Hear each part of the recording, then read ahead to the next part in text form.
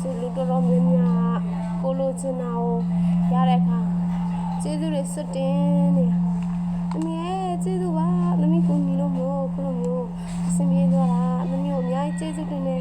ကျေးဇူးပါဆိုပြီးတော့ကျေးဇူးတွေစွတ်တင်ပြောလို့ကိုမပြီးတော့လိုချင်တာရတဲ့အခါအေးလိုချင်တာမရတဲ့အခါဖြစ်လာ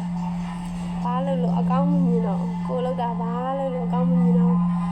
ကိုဘာသာသဘောရိုးနဲ့လောက်လေသူတို့ရွယ်နေလို့မျိုးဖြစ်နေမခေါ်နိုင်နေမပြောနိုင်နေပါဖြစ်လာသူတို့သဘောကျကိုကချစ်မပေးတဲ့အခါအဲ့လိုမျိုးတွေကဖြစ်လာလူတိုင်းအလိုတော့ကိုလည်းမလိုက်နိုင်ဘူးလေကိုလိုတောင်ကိုမလိုက်နိုင်ဟုတ်တယ်မို့တွေ့ကြည့်လိုက်ကိုဘောကိုရောကိုစိတ်တိုင်းကြအလိုကြဖြစ်လာမဖြစ်ဘူးနော်ဘဝဆိုတာအဲ့လိုပဲကောင်းတယ်လဲဆိုတယ်လဲပေါ့တခါတလေသူ့မှာလည်းသူเจ้าနဲ့သူရှိမှာပေါ့ဒါကြောင့်မလို့သူမကူညီနိုင်တာဒီလိုမျိုးလေးဖြစ်မတွေးပြီးတချို့ຢာတွေကတယောက်တည်းဆုံးဖြတ်ပြီးတယောက်တည်းလုပ်လို့ရမှာဘေးမှာရှိတယ်ပတ်ဝန်းကျင်ရှိတယ်ကိုယ်နဲ့အတူတူတွဲလောက်ကြတယ်လောက်ဖို့ကိုင်းဘက်တွေဆိုတာရှိတယ်အချင်းနဲ့အကြောင်းရဲ့အကြောင်းရှိတယ်အားကြောင့်မလို့သူကမကူညီနိုင်တာလားဆိုတာဖြစ်မတွေးပြီးသူစင်မပြေတဲ့အခါကျသူတို့လိုချင်တာမရတဲ့အခါကျဖြစ်ပြသွားမခေါ်နိုင်မပြောနိုင်တော့အားကြောင့်မို့အဲ့လိုမျိုးမခေါ်နိုင်မပြောနိုင်ဆိုတာဒေါသဖြစ်လာလေ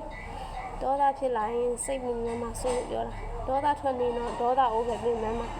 တစ်ခါလိုတော့ဘာမှမဖြစ်ဘူးဒါကြောင့်မလို့အများနဲ့ကိုယ်လိုကြမဖြစ်နိုင်ဘူးဒါကြောင့်မလို့ဒေါသမထွက်ပါနဲ့တစ်ခါတလေဆိုတာလေးကိုဖြည့်ပြီးတော့တွေးပေးပါဘဝဆိုတာအဲ့လိုပဲလေလိုချင်တာကိုလည်းရတဲ့ခါရှိမယ်မရတဲ့ခါရှိမယ်ကောင်းတယ်လဲဆိုတယ်လဲဘဝပဲလေဒါကြောင့်မလို့သိခံပေးကြပါဦးမြတ်ရဲ့ခန္ဓာပါဒေါသထွက်တိုင်းပြင်မှန်းရတာမို့လို့ကိုကတော့မပြင်မှန်းစေချင်စေတနာနဲ့ပြောတာပါဒါပေမဲ့ဒါတော့ကိုယ်တိုင်းကိုစိတ်ထားနိုင်ကိုမူတည်သွားပြီပေါ့နော်အများတန်းတော့ကိုလိုဘက်ကြိုင်လူတိုင်းကမလိုက်ပေးနိုင်ဒါကြောင့်မလို့တစ်ခါတလေတော့ဖြည့်ပြီးတော့တွေးပြီးပါနော်လိုချင်တာရရင်တစ်မျိုးလိုချင်တာမရရင်တစ်မျိုးတော့မလုပ်ကြပါနဲ့စားရရင်အောင်ကြပါလို့မစားရင်ထောင်ကြပါစေတော့မလုံးနဲ့နော်တခါတလေဆိုတာလေချိုးရင်းချက်လေးတော့ရှိနေတာပဲလေပြေဆုံးတဲ့လူမှမရှိတာအားလုံးနားထောင်ပေးကြလို့ကြည်ပေးကြလို့အာရီကတကုဆိုင်မစာရနာယော